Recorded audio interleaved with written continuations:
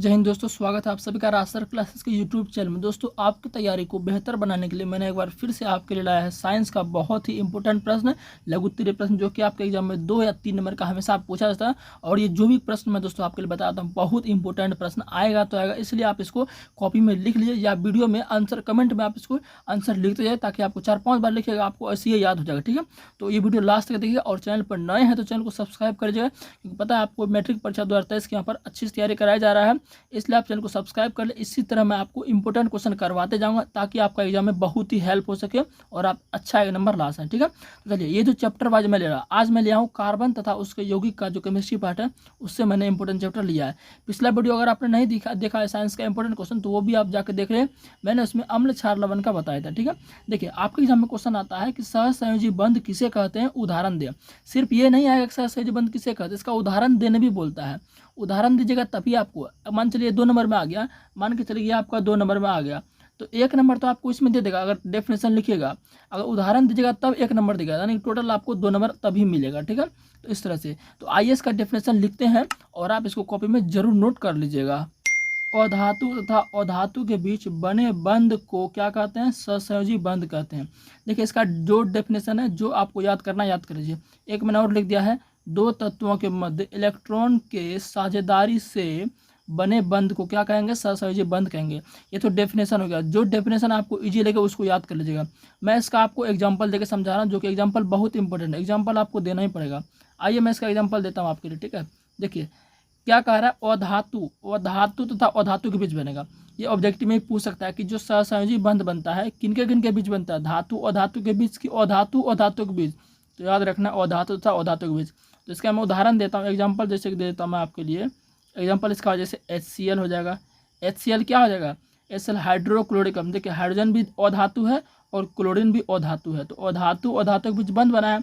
और भी एग्जाम्पल जैसे H2O दे सकते हैं, ये भी क्या है, एक H2O में हाइड्रोजन क्या है, अधातु है, ऑक्सीजन क्या अधातु है, तो ये सभी क्या है। और भी एग्जांपल दे सकता हूँ, जैसे कि CH4 हो गया, ये सभी क्या है, सभी आपका कार्बन भी अधातु है, हाइड्रोजन भी अधातु है। तो अधातु अधातु के बीच बने बंध को क्या कहते हैं, सहसंयोजी बंध कहते हैं। तो क्वेश्चन नंबर 2 आपका इंपॉर्टेंट क्वेश्चन आप देख सकते हैं। इसमें आपको सवाल पूछता है कार्बन के अपरूप लिखे। देखिए 2 अपरूप तो कार्बन के सब जानते हैं। मान के चलिए ये प्रश्न आपका 3 नंबर में आ गया, तो क्या करोगे, तो आपको 3 उदाहरण इसका लिखना पड़ेगा। तो लिखिएगा अपरूप का मतलब क्या होता है, अपरूप का इसको इंग्लिश में बोलते हैं एलोट्रोप्स। अपरूप का मतलब होता है कि इसी जिसका अपरूप उसका ही कुछ मिलता जुलता वो चीज़ में लगा है, उसको बनाने में लगा, उसी को अपरूप बोलते हैं ना। तो कार्बन का अपरूप लिखे तो पहला अपरूप हो जाएगा आपका, क्या हो जाएगा, सब लोग जानते हैं हीरा होता है, क्या हीरा होता है। और दूसरा अपरूप इसका क्या हो जाएगा, ग्रेफाइट हो जाएगा, ये सब लोग जानते हैं।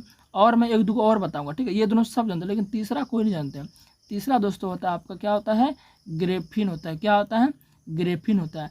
और भी होता है, एक और होता है, लेकिन वो मैं आपको नहीं बताऊंगा। एक और लिख लीजिए। चौथा होता है आपका CNT। ठीक है, CNT होता है कार्बन नैनो ट्यूब। तो इतना नहीं लिखना आपको, ठीक है, इतना नहीं लिखना, सिर्फ 3 को लिख दीजिएगा, हीरा, ग्रेफाइट, ग्रेफिन, CNT। तो बोले कार्बन का प्रूफ लिखे, हीरा, ग्रेफाइट, ग्रेफिन, CNT। ये सभी क्या है, कार्बन का अपरूप है। और हीरा सबसे क्या है, कठोर पदार्थ, आपको पता है।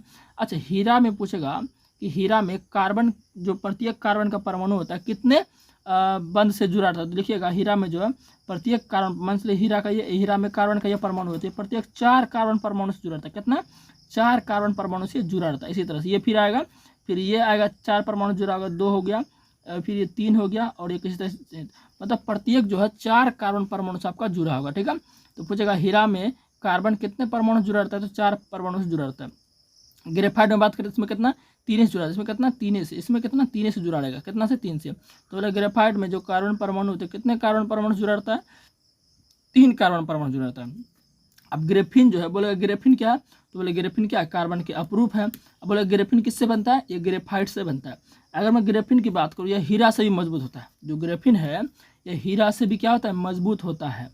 लेकिन यह कार्बन का जो कृत्रिम अपरूप है, ये क्या प्राकृतिक रूप से पाया जाने वाला, इसलिए प्राकृतिक ठोस पदार्थ ये है, ये कृत्रिम ठोस पदार्थ है। ठीक है, लेकिन इससे ये जो ग्रेफिन है ना, ये ग्रेफाइट से ही बनता है। किससे बनता है, ग्रेफाइट से ही मिलकर ग्रेफिन बनता है। ठीक है, तो है। अब बात करते हैं कार्बन नैनो ट्यूब का। ये देखो, ये जो होता है ना, ये बेलनाकार आता है। कैसा होता है, बेलनाकार। और ये भी कार्बन क्या है, ये भी बनाया गया, ये भी कार्बन का कृत्रिम अपरूप है, और इसे ग्रेफिन से बनाया गया। ठीक है, तो 4 अपरूप हमने आपको बता दिया है। तो 4 में से आप 3 कम से कम याद रख लीजिए, इसको नहीं भी याद रख लीजिएगा छोड़ दीजिए, 3 याद रख। ठीक है, तो इस तरह से आपका इंपॉर्टेंट क्वेश्चन ही आएगा। अगला देख लेते हैं, लास्ट क्वेश्चन है, अभी तक बने रहिएगा आप। तो स्टूडेंट नेक्स्ट क्वेश्चन आपका है समावयवता किसे कहते हैं। ये भी बहुत इंपॉर्टेंट है, बहुत बार पूछा गया, इसलिए इसको अभी कॉपी में नोट कर लीजिए। तो लिखेगा इसका डेफिनेशन, वैसे कार्बनिक यौगिक जिनके अणुसूत्र समान लेकिन संरचना सूत्र क्या होते हैं, भिन्न भिन्न होते हैं, उसे क्या कहते हैं, देख सकते हैं भिन्न भिन्न हो, उसे क्या कहते हैं, समावयवता कहते हैं। ये तो डेफिनेशन हो गया। इसका एग्जाम्पल पूछ लेगा तो क्या कीजिएगा, देखिए मैं इसका एग्जाम्पल को भी ले सकता हूँ। इसे ले लिया मैंने, पेंटेन ले लिया, क्या ले लिया, पेंटेन ले लिया।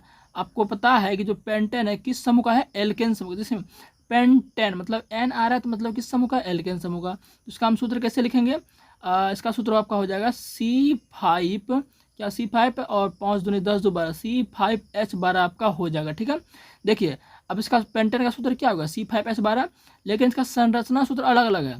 ठीक है ना, एक पेंटेन यहाँ लिखता हूँ मैं, ठीक है, एक पेंटेन मैं यहाँ लिखता हूँ और एक पेंटेन में यहाँ लिखता हूँ, दोनों का सूत्र वही है, इसका भी सूत्र वही होगा, C5H12 ही होगा।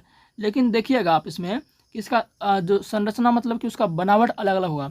पहले मैं इसको लिखता हूँ, C5 को होते 1 2 3 4 5। आपको पता है कि कार्बन अपना अष्टक पूरा करने के लिए 4 इलेक्ट्रॉन का साझा करता है। तो 1 1 1 सब में हाइड्रोजन लगा दो, ये भी हाइड्रोजन, ये भी हाइड्रोजन। ठीक है, इसमें भी हाइड्रोजन लगा दो, यहाँ भी हाइड्रोजन, यहाँ भी, ये सब आपको आता होगा। ठीक है, ये भी हाइड्रोजन है और ये भी हाइड्रोजन है। ठीक है, और ये भी हाइड्रोजन है। अब हाइड्रोजन की संख्या आप गिन सकते हैं, कार्बन 5 था तो 1 2 3 4 5 हो गया, हाइड्रोजन 12 है तो 1 2 3 4 5 6 7 8 9 10 11 12 हो गया। देखिए ये भी पेंटेन का क्या है, संरचना सूत्र है। अब मैं यहाँ आपको दूसरा तरीके से आपको करके दिखाता हूँ। देखिए अब मैं यहाँ पर 3 कार्बन जो लेता हूँ आपका, मैं ले लेता हूँ आपका, एक ऊपर ले लेता हूँ, ठीक है, और एक यहाँ ले लेता हूँ और एक यहाँ ले लेता हूँ, एक यहाँ ले लेता हूँ, कितना 4 कार्बन हो गया, और एक मैं यहाँ ले लेता हूँ। देखिए हमको 5 कार्बन में पुराना है क्योंकि संरचना अलग अलग होगा। अब इसमें देखिए कार्बन सब सीधा में था, मतलब श्रृंखला में था। आपको पता है कार्बन का सर्वोत्मुखी प्रकृति में श्रृंखलन गुण होता है, वलय गुण होता है और शाखा गुण होता है।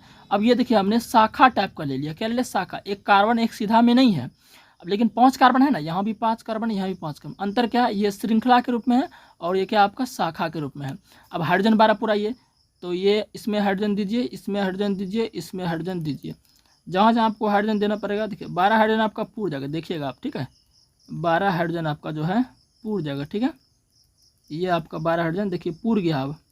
अब देख सकते हैं आप कि 12 हाइड्रोजन आपका, गिनिए 1 2, मतलब गिन सकते हैं आप, और ये आपका इधर हो जाएगा, ठीक, इधर हो जाएगा। ठीक है, तो गिनिए आप कितना हो गया, एक इधर गिनिए, इधर से गिनिए, 1 2 3 4 5 6 7 8 9 10 11 ही हुआ। तो एक किधर घट रहा है, किधर घट रहा है, आपका 12 तो हो जाना चाहिए। देख सकते हैं कि एक हाइड्रोजन आपका यहाँ भी लगेगा। ठीक है, हमने गलती से लिख दिया था। अब इसको गिनिए, पूरा हो जाएगा। तो 1 2 3 4 5 6 7 8 9 10 11 12। तो देखिए यहाँ भी हाइड्रोजन आपका 12 पूर गया और यहाँ भी हाइड्रोजन आपका 12 पूर गया। दोनों का सूत्र देखिए एक ही है, लेकिन दोनों का इसका बनावट देखिए और इसका बनावट देखिए अलग अलग है। ठीक है, तो यही आपका क्या होता है, समावयवता होता है। आई होप कि ये वीडियो आपको पसंद आएगा। दोस्तों पसंद आए तो यार प्लीज़ सब्सक्राइब करना चैनल को, क्योंकि आपके लिए मैं बहुत ही मेहनत कर रहा हूँ और आपको अच्छा नंबर मार्क्स एग्जाम में जरूर दिलवाऊंगा। ठीक है, चलिए मिलता हूँ अगली वीडियो में।